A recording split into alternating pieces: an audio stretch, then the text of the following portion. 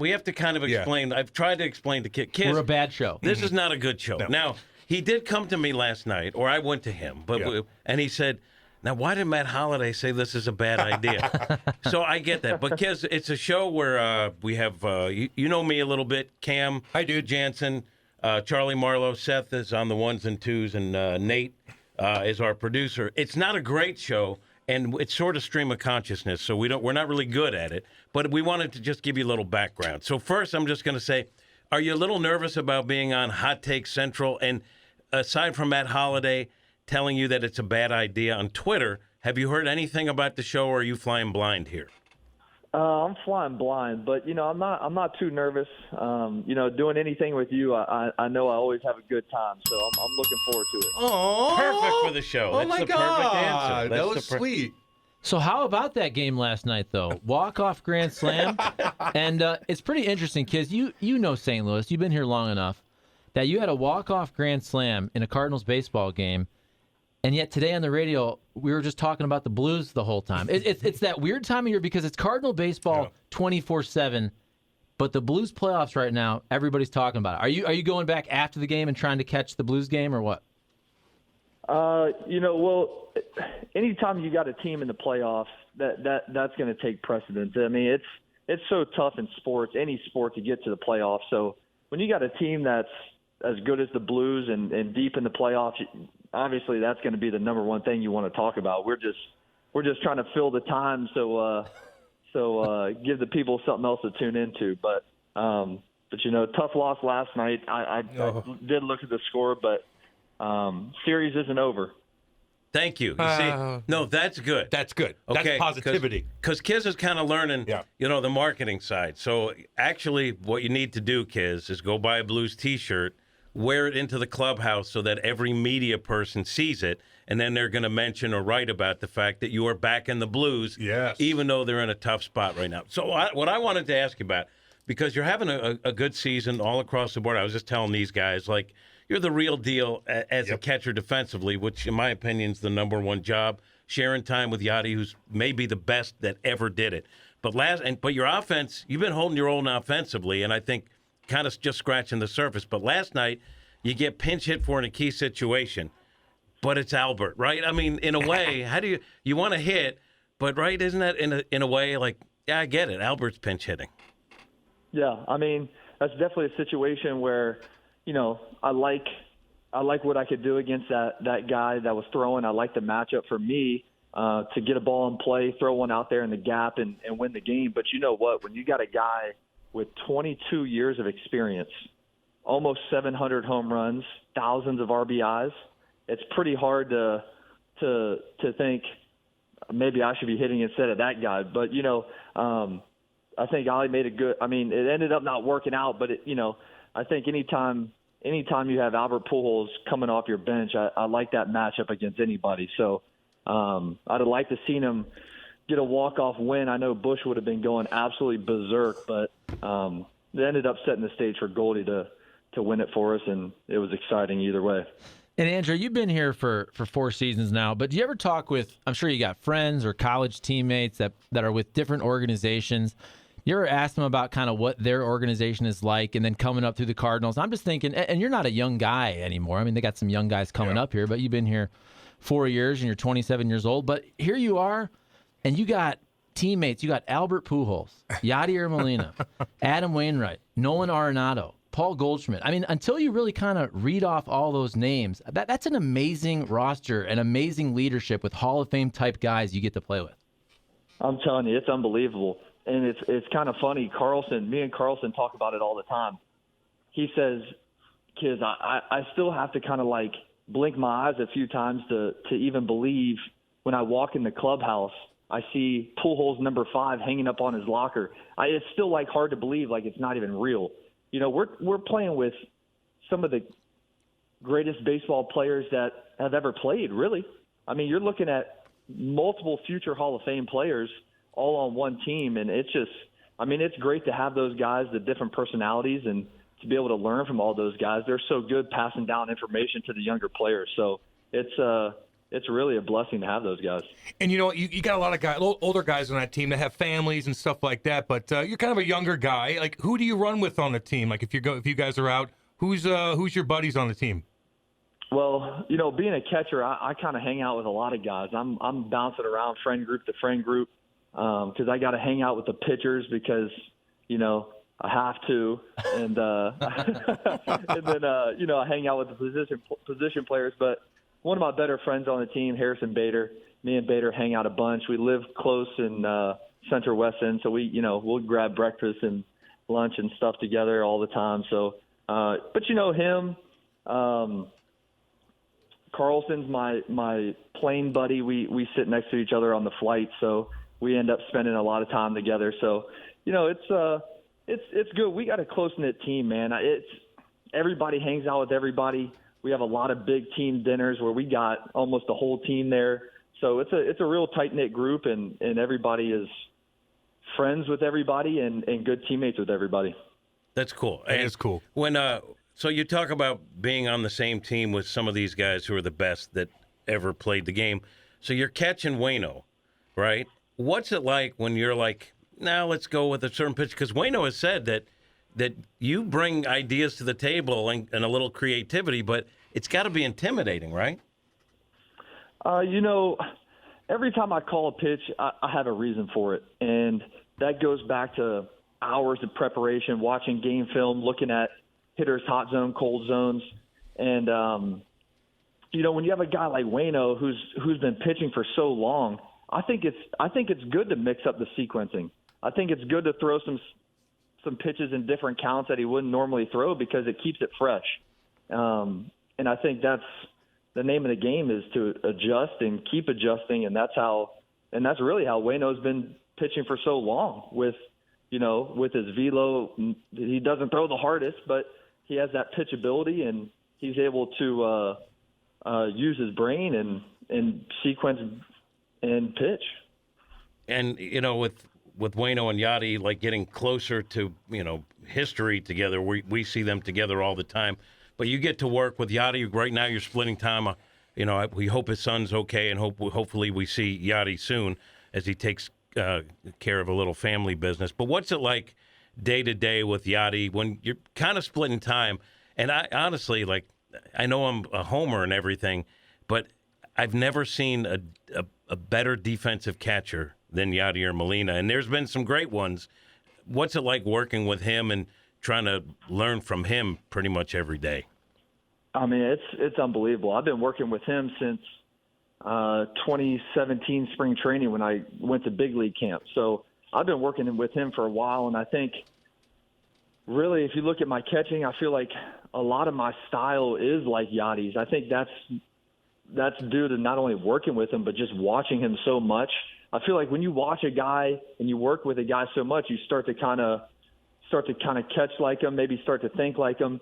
But, I think Yadi, he instilled in me early on that catching is the number one thing. And you got to take care of the pitching staff. So I think that's where a lot of my focus is, and that's learned through him of calling a good game, making sure you're in control of the game all the time. So those are just some big things that he really, since 2017, has been hammering into my head.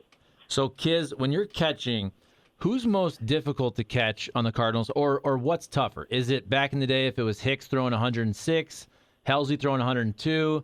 We all follow Pitching Ninja. Is it Hicks with 18 inches of run on a two-seamer? Is it a Flaherty slider? Take us through as a catcher. I mean, who's tough to catch? I mean, is it harder to catch heat or somebody who's got the nasty breaking stuff? What's it like? I get that. I get asked that so much, and it's tough because everybody's nasty in their own right. I mean, you look at Genesis Cabrera, lefty throwing 97 to 100 with a good curveball. Hicks with, obviously the nasty 102 sinker. Helsley with 102 straight vertical break fastball. But one of the guys that is a little bit tough to catch is Steven Matz. And I don't know if it's just because he's new and I don't know him as well, but his fastball, for some reason, I don't know if he has a little bit more extension than what it looks like, but his fastball comes out hot.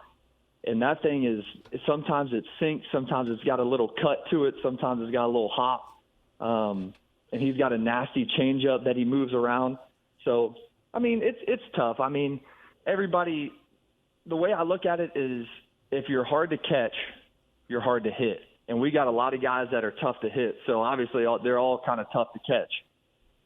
Yeah, I get you on that, man. Hey, let me ask you, like, you've been around the league 4 years now. You've played at different ballparks, including like Pittsburgh and Cincinnati.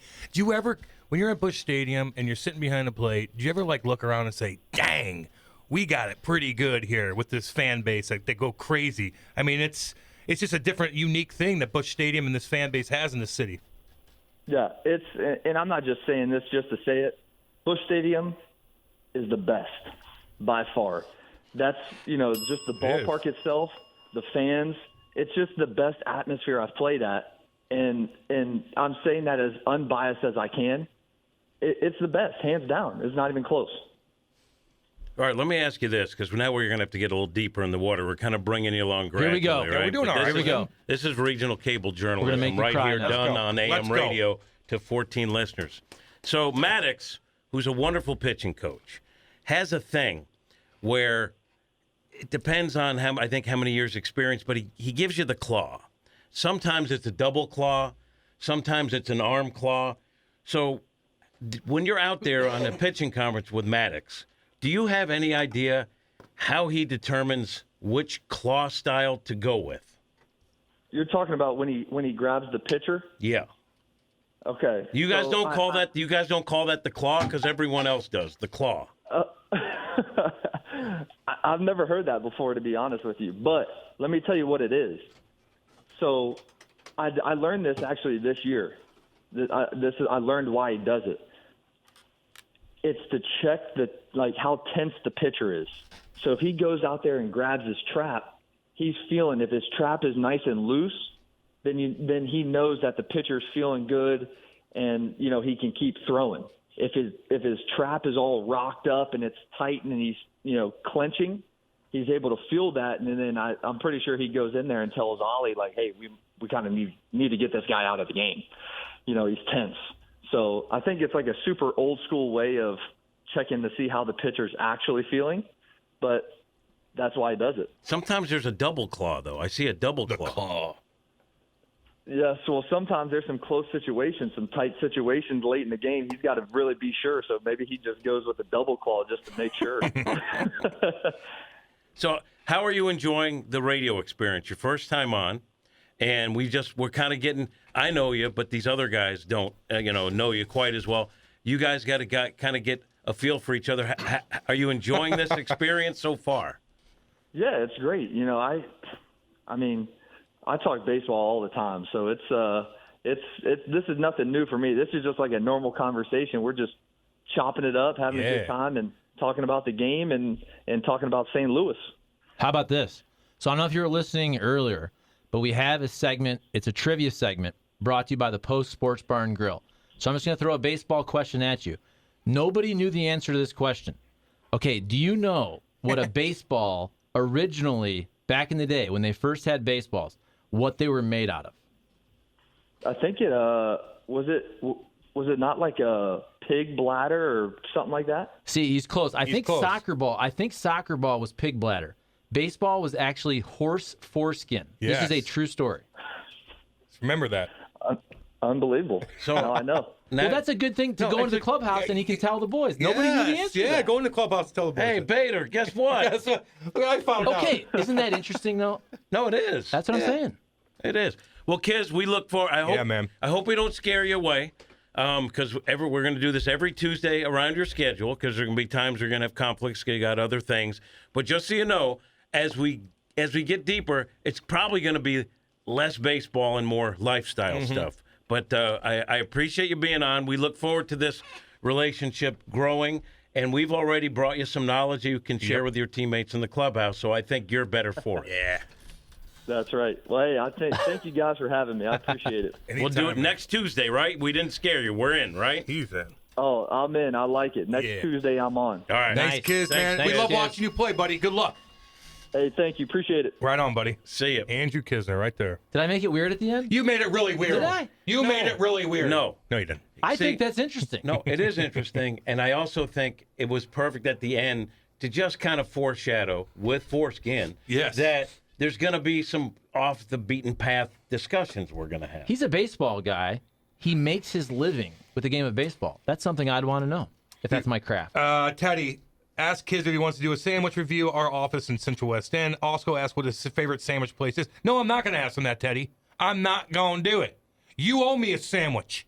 Until I get my damn sandwich. What's his sandwich place? I don't know, but I was supposed to do a review there, but I had stuff going on. Okay. What is it? I'm going to lay down the law. It's the Post. Lay it down, please, Okay. Jimmy. Be the veteran. Hey, Teddy, you try to get Cam all the time with these offbeat things that could get him in trouble, saying them.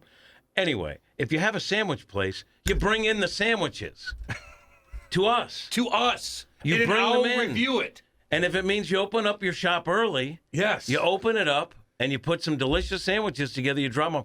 Cam doesn't go to you. No, I don't go to you. You come to me.